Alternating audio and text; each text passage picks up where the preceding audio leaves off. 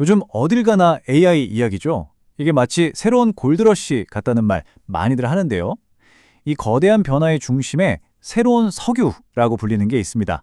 놀랍게도 바로 메모리 반도체입니다. 오늘 이 자료 분석에서는 왜 그런지 그 핵심을 한번 파헤쳐 보겠습니다.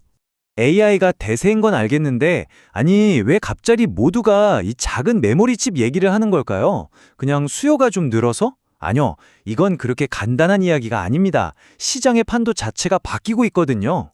바로 이 숫자, 73%. 이게 뭘 의미하냐면요. 전년 같은 기간에 비해 D램 수출이 무려 73%나 폭증했다는 겁니다. 와, 정말 엄청나죠? AI가 불러온 수요가 시장을 얼마나 뜨겁게 달구고 있는지 이 숫자 하나로 그냥 다 설명이 되는 겁니다. 자, 그럼 도대체 왜 이런 일이 벌어지는지 그 핵심으로 한번 들어가 보겠습니다. 바로 메모리 병목 현상 때문인데요. AI의 끝없는 데이터 욕심이 반도체 세계에 거대한 교통체증을 만들고 있는 거죠. 이 교통체증을 해결할 열쇠가 바로 HBM, 즉 고대역폭 메모리입니다. 생각해보세요. AI 모델을 훈련시키려면 진짜 어마어마한 데이터를 그것도 엄청나게 빠른 속도로 옮겨야 하거든요. 기존 D램이 그냥 동네 좁은 골목길 수준이라면 이 HBM은 말 그대로 데이터를 위한 10차선짜리 초고속도로인 셈이죠. AI 시대의 진정한 주인공이라고 할 수 있습니다. 기술적으로 이게 왜 중요한지 좀 더 들어가 볼게요. 산술 강도라는 개념이 있는데 어렵게 생각할 거 없고요. 그냥 칩이 얼마나 데이터에 굶주려 있나를 보여주는 지표라고 보시면 돼요. 최신 AI 칩들은 계산하는 머리는 막 똑똑해지는데 정작 데이터를 먹여주는 속도가 그걸 못 따라가는 거죠. 배는 너무 고픈데 밥을 빨리 못 먹는 상황이랄까요? 실제로 한 전문가가 이런 말을 했어요. 지금 세상에서 제일 좋은 AI GPU도 자기 능력의 10%밖에 못 쓰고 있다. 왜냐? 데이터에 굶주려서. 이게 무슨 말이냐면요. 세계 최고의 슈퍼카 엔진을 달아놨는데 연료 호스가 너무 얇아서 기름이 찔끔찔끔 들어가는 거랑 똑같은 상황인 겁니다. 최고의 하드웨어도 이 메모리 때문에 발목이 잡혀 있는 거죠. 그리고 이 문제가 바로 HBM 빨대 효과라는 걸로 이어집니다. 자, 보세요. AI 때문에 돈 드는 HBM 수요가 폭발하죠. 근데 이 HBM이 일반 D램보다 공장 공간을 3배나 더 써요. 그럼 공장 입장에서는 당연히 돈 드는 HBM 만들려고 하겠죠. 한정된 생산 라인을 HBM이 쫙 빨아들이니까 일반 D램 만들 공간은 줄어들고 결국 모든 메모리 가격이 다 같이 오르는 그런 연쇄 반응이 일어나는 겁니다. 자, 이렇게 시장이 뜨거워지니 거대한 세 기업 사이의 왕자를 차지하기 위한 엄청난 경쟁, 말 그대로 왕자의 게임이 시작됐습니다.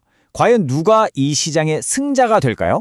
현재 시장 상황을 보면 이렇습니다. SK하이닉스가 61%로 거의 압도적인 1위죠. 그런데 진짜 놀라운 건 2위가 미국의 마이크론이라는 거예요. 삼성을 제치고 21%를 차지했습니다. 그리고 삼성이 17%로 그 뒤를 바짝 쫓고 있는 형국입니다. 이 표를 보면 구도가 더 명확해지죠. 여러 지표가 있지만 이 싸움의 핵심은 딱 하나, 바로 수율입니다. 수율이 뭐냐면 만든 것 중에 쓸만한 제품이 얼마나 나오냐는 건데 이게 곧 기술력이자 돈이거든요. SK하이닉스는 MRUF라는 독자 기술 덕분에 수율이 90%에 가깝다고 해요. 거의 만드는 족족 성공인 거죠. 반면에 삼성은 아직 40%대에 머물러 있다는 분석이 많습니다. 이 기술 격차가 지금의 점유율 차이를 만든 가장 큰 이유라고 볼 수 있습니다. 하지만 여러분, 이 게임 아직 끝난 거 아닙니다. 진짜 승부는 이제부터예요. 다음 격전지는 바로 차세대 기술 HBM4입니다. 누가 먼저 이 복잡한 제조 퍼즐을 완벽하게 풀어내느냐에 따라 이 시장의 판도는 또 한 번 완전히 뒤집힐 수 있습니다. 자, 이제 좀 더 시야를 넓혀볼까요? 이건 단순히 이 세 회사의 싸움으로 끝나는 얘기가 아닙니다. 반도체 산업 전체에 완전히 새로운 시대, 이른바 슈퍼 사이클이 오고 있다는 신호거든요. 이 그래프를 한번 보세요. AI 데이터 센터 시장 규모가 정말 무섭게 커지고 있죠. 2032년에는 4천억 달러, 우리 돈으로 500조 원이 넘는 시장이 된다는 겁니다. 이건 그냥 반짝하는 유행이 아니라는 뜻이에요. 적어도 2020년, 길게는 그 이상까지 쭉 이어질 거대한 구조적 성장, 바로 슈퍼사이클의 시작입니다. 예전 메모리 시장하고는 완전히 판이 달라졌어요.